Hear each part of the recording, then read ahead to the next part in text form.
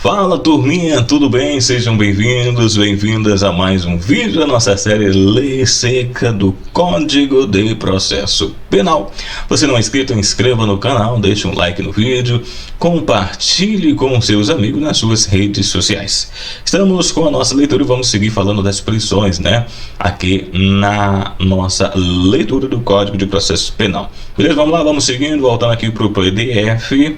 Vamos lá então, aqui nós temos no início aqui, ó, do capítulo 4 da apresentação espontânea do acusado revogado. Observe que essa parte aqui está revogada. Deixa eu marcar aqui só para a gente ficar bacaninha, legal. Deixa eu destacar aqui. Então aqui, ó, essa parte revogada, né, era o capítulo 4 aqui, né, do Código de Processo Penal. O Código de Processo teve uma nova redação dada pela Lei 12.403 de 2011, que diz sobre da prisão domiciliar. Então vamos lá, aqui mais essa parte inicial revogada e aqui uma nova redação com a lei. Artigo 317 do Código de Processo Penal diz que a prisão domiciliar consiste no recolhimento do indiciado ou acusado em sua residência, só podendo dela ausentar com autoridade judicial. Parte revogada, artigo de 318, com a parte revogada, e a nova redação dada pela Lei 12.403 de 2011 diz que poderá o juiz substituir a prisão preventiva pela domiciliar quando o agente for maior de 80 anos de idade, extremamente debilitado por motivo de doença grave, imprescindível aos cuidados especiais da pessoa menor de 6 anos de idade ou deficiência, quando ela for gestante, incluído pela Lei 13.257 de 2016, no caso mulher com filho até 12 anos de idade incompletos, né? Homem, caso seja o único responsável pelos cuidados de criança até 12 anos de idade. Então aqui são alguns dos requisitos para que possa haver uma substituição da prisão preventiva e uma prisão domiciliar. No caso do senhor com mais de 80 anos, então automaticamente a sua prisão ela é convertida, juiz, né, faz a substituição da prisão preventiva pela prisão domiciliar, então ele vai ficar em casa, não, sem sair de casa, só sair com a autorização da autoridade, no caso do juiz, né? No caso maior de 80 anos, a pessoa que possui algum tipo de doença grave, né? Doença grave, tá com alguma enfermidade séria, aí no caso que requer cuidados, ele fica também na prisão em casa. A pessoa que possui imprescindível, né? No caso, por que a pessoa é imprescindível? A pessoa que só tem ela ali, ela é indispensável para cuidar uma criança de até 6 anos de idade ou com deficiência, ela é a responsável por cuidar da criança, e sem ela ali fica difícil a vida da criança, então ela também tem essa conversão. No caso, se a mulher for gestante, ela também tem esse direito. Mulher com filho de até 12 anos de idade incompleto também faz jus ao direito. E homem, sendo ele o único responsável também para cuidar de uma criança de até 12 anos de idade, também ele faz jus. Então, a conversão da prisão preventiva pela prisão domiciliar. Parágrafo único traz aqui que, para a substituição, o juiz exigirá provas idônea dos requisitos estabelecidos no artigo anterior. Então, no caso, nesse artigo aqui, ele tem que ter testemunho, provas de que, de fato, no caso, alguma dessa situação, ele está envolvido, né? O agente, no caso, seja, no caso, cuidador da criança, seja mulher com criança até 12 anos, cuidar de criança de até 6 anos ou deficiente, a única pessoa, né?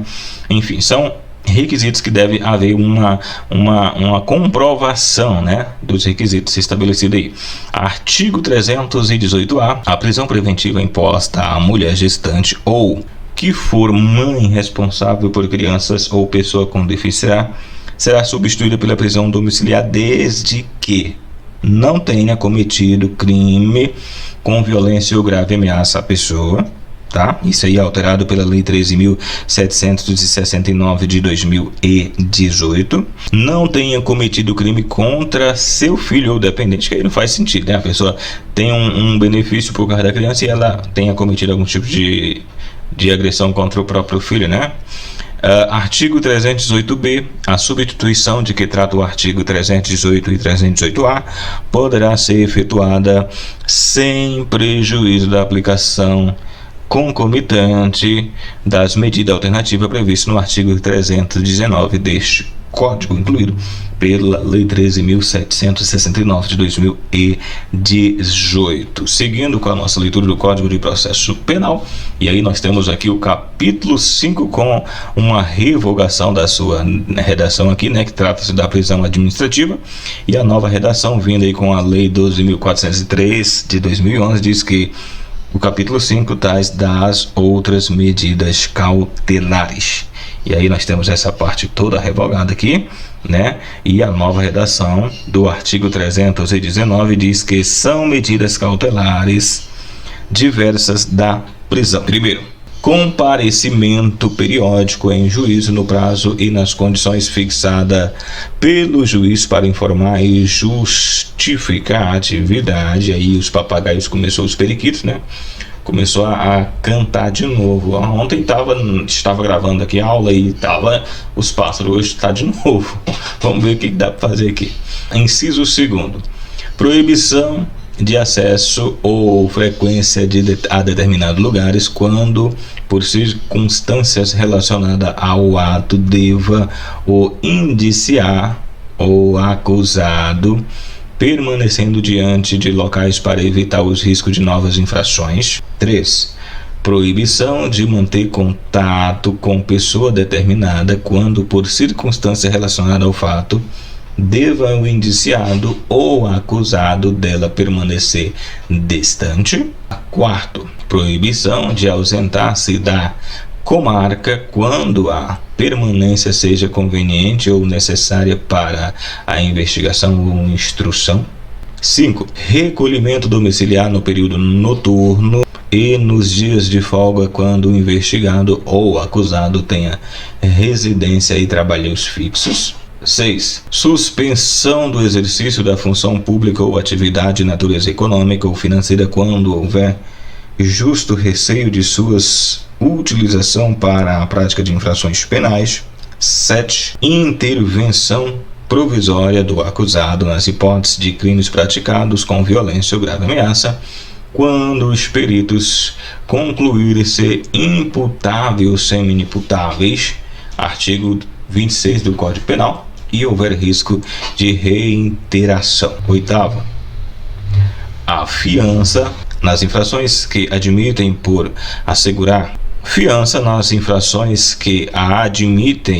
para assegurar o comparecimento a atos de processo, evitar a obstrução obstrução do andamento ou, em caso de reincidência injustificada, a ordem judicial. 9. Monitoração eletrônica, e aí nós temos aí os parágrafos 1, 2 e 3 revogados pela Lei 12.403 de 2011. Parágrafo 4º diz que a fiança será aplicada de acordo com as disposições do capítulo 6 deste título, podendo ser cumulada em outras medidas cautelares. Que nós temos essa parte revogada do artigo 320 e uma nova redação do artigo que traz a proibição de ausentar-se do país será combinada pelo juiz às autoridades encarregadas de fiscalizar a saída do território nacional, intimando-se o indiciado ou acusado para entregar o passaporte no prazo de 24 horas. Capítulo 6 da liberdade provisória com ou sem fiança. E aí nós temos uma parte revogada aqui, essa parte revogada do 321 e uma nova redação com a nova lei do artigo 321 que traz que ausentar-se os requisitos. Artigo 320. os requisitos que autorizam a decretação da prisão preventiva, o juiz deverá conceder liberdade provisória, impondo, se for o caso, as medidas cautelares previstas no artigo 319 desse Código e observados critérios constantes no artigo 282 deste Código, redação dada pela Lei 12.403 de 2011. Aqui tem toda essa parte de revogação, né? Revogado. E a nova redação aqui do 322, que traz a seguinte redação: a autoridade policial somente poderá conceder fiança nos casos de infração cuja pena seja privativa de liberdade máxima não seja superior a 4 anos. Parágrafo único. Nos demais casos, a fiança será requerida ao juiz, que decidirá em 48 horas a respeito. Então, o policial delegado, a autoridade policial, no caso o delegado, ele só pode conceder fiança nos casos cuja infração da pena privativa de liberdade seja não superior a 4 anos. Se, no caso, haver a possibilidade de fiança e a combinação do crime, né, da pena imprevista seja superior a 4 anos, ele tem que então submeter então ali a uma decisão judicial para que este em 48 horas possa decidir sobre ou não a arbitração da fiança. Tá bom? Aqui nós temos essa parte toda revogada aqui, ó. Artigo 323 e incisos. E aí nós temos uma nova redação do 323 do Código de Processo Penal, que diz que não será concedida fiança nos casos de crimes de racismo. 2. Crimes de tortura, tráfico ilícito de entorpecente, drogas afins, terrorismo e nos definidos como os crimes hediondos. Então, se for pego um traficante, né? O traficante de droga, ele foi preso, ele não pode ser arbitrada uma fiança, né? Ele não pode pagar uma fiança e sair, ele tem que ficar preso ali, não pode, né? Tá vedado, portanto, a concessão de fiança. Crimes de racismo, né? Você cometer crime de racismo, você cometer crime de terrorismo, tráfico de droga, tortura, cometer tortura, são crimes inafiançáveis, tá bom? 3. Nos crimes cometidos por grupo armado, civil ou militar contra a ordem constitucional e o Estado democrático, também são crimes inafiançáveis. Pessoas não podem pagar fiança e sair. Então, se você foi pego lá, né, cometendo um desses crimes, né, e aí nós temos o 4 e 5 revogado aqui com a lei, e ainda parte revogada aqui, né, do artigo 324 até essa parte do artigo e incisos, e uma nova redação do mesmo artigo que traz que não será igualmente concedida fiança nos seguintes casos. Primeiro, aos que no mesmo processo tiver quebrado fiança anteriormente concedida ou infringido sem motivo justo qualquer das obrigações a que se refere o artigo 327 e 328 deste Código, em caso de prisão civil ou militar também, né? E aí o terceiro revogado. Quarto, diz que quando presentes os motivos que autorizam a decretação da prisão preventiva, redação aí o artigo 312, redação dada pela Lei 12.402 de 2011, e aí tem essa porrada aqui revogada. Tudo isso aqui são parte da lei revogada, ó. Vamos descendo aqui, ó, tudo isso aqui foi revogado, né? E aí a redação dada pela Lei 12.403 de 2011 traz aqui que o artigo 325, onde o valor da fiança será fixado pela autoridade que irá conceder nos seguintes limites. E aí nós temos as alíneas A, B e C revogada com a lei, e aí nós temos os incisos, né? Vamos lá. Incisos 1 diz de 1 a 100 salários mínimos quando se tratar de infração cuja pena privativa de liberdade no grau máximo não for superior a 4 anos. Nesse caso, a fiança aqui vai ser definida pelo delegado, né? E pode ir de 1 a 100 salários mínimos, né? Vai depender também conta aí questão da social, questão financeira do acusado. 2. De 10 a 200 salários mínimos quando o máximo da pena privativa de liberdade for superior a 4 anos. Parágrafo 1º. Se assim recomendar a situação econômica do preso, a fiança poderá ser, primeiro, dispensada na forma do artigo 350 deste Código. 2. Reduzida até o máximo 2/3 ou 3. Aumentada em até 1000 vezes. Então são condições de redução, né? E até um aumento dependendo da condição econômica do acusado. Parte revogada aqui, né? E aí nós temos o artigo 326 do Código de Processo Penal, que fica: para determinar o valor da fiança, a autoridade terá que considerar a natureza da infração, as condições pessoais de fortuna devida pregressa do acusado, as circunstâncias indicativas de sua periculosidade, bem como a importância provável das custas do processo até o fim do julgamento, até final julgamento. Artigo 327 diz que a fiança tomada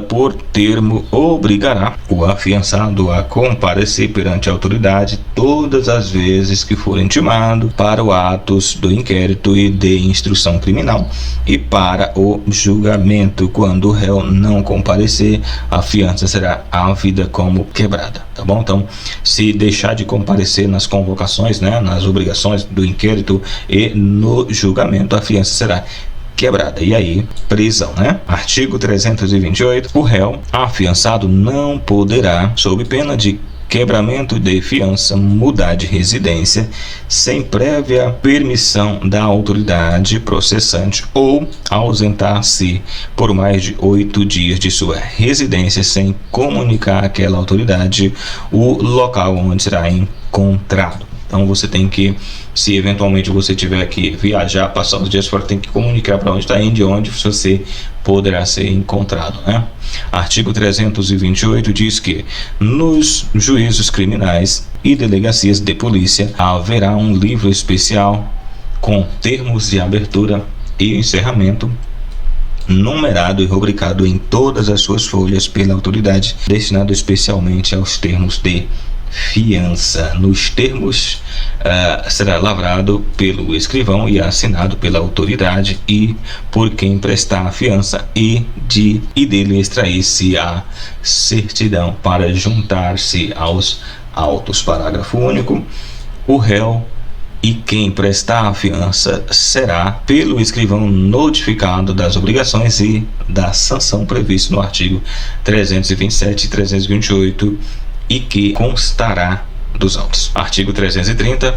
A fiança, que será sempre definitiva, consistirá em depósito em dinheiro, pedras, objetos ou metais preciosos, títulos da dívida pública, federal, estadual ou municipal, ou em hipótese inscrito em primeiro lugar. Parágrafo 1º. A avaliação de imóvel ou pedras, objetos ou metais preciosos será feito imediatamente por perito nomeado pela autoridade. 2. Quando a fiança consistir em caução de título da dívida pública, o valor será determinado pela sua cotação em bolsa e, sendo nominativos, exigir-se a prova de que se acham livres de ônus. Artigo 333 diz: o valor em que consistir a fiança será recolhido à repartição arrecadadora federal ou estadual ou entregue em depósito público, juntando-se aos autos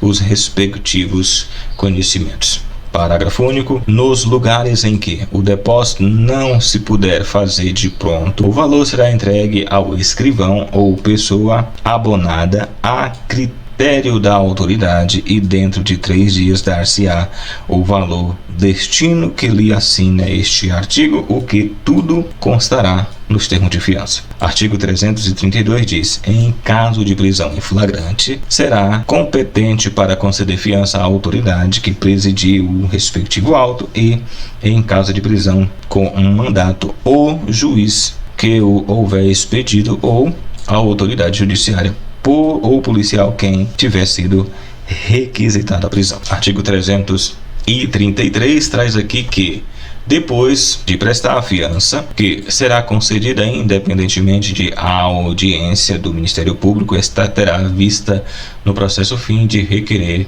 que o julgar conveniente. E aqui nós temos essa parte revogada do artigo 334 e uma nova redação do mesmo.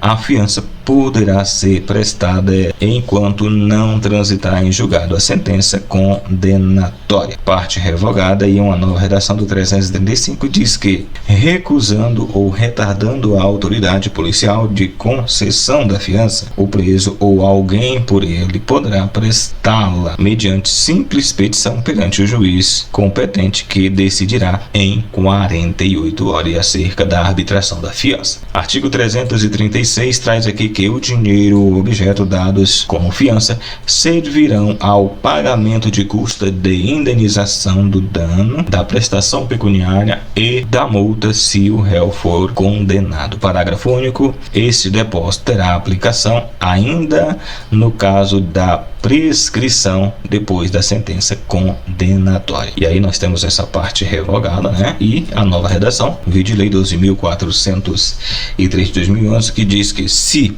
a fiança for declarada sem efeito ou passar em julgado sentença que houver absolvido o acusado ou declarar extinta a ação penal, o valor que a constitui atualizado será restituído sem desconto, salvo o depósito no parágrafo único. Artigo 336 deste Código. Então, pagou a fiança e aí, depois de todo o trâmite de processo, você foi absolvido, tem a extinta ação penal, e aí então você recebe de volta todo o valor pago na fiança com as correções, né? Atualizada. Então, no caso aí, a gente pode lembrar lá do caso do Ronaldinho Gaúcho. Não sei se vocês lembram, ele foi preso lá no Paraguai. Eu lembro que o dólar tava em baixa, né? E aí ele pagou a fiança, o cara era gênio até nessa hora. Aí quando ele saiu, eles devolveram a fiança dele, né? Ele aplicou, o dólar tava 3 e pouco, eu acho, e quando ele resgatou já tava 5, ou seja, ele ganhou dinheiro. Ou seja, a fiança ele fez um investimento ótimo lá com a fiança. Artigo 338, a fiança que se reconheça não ser cabível na espécie será cassada em qualquer fase do processo. Artigo 339.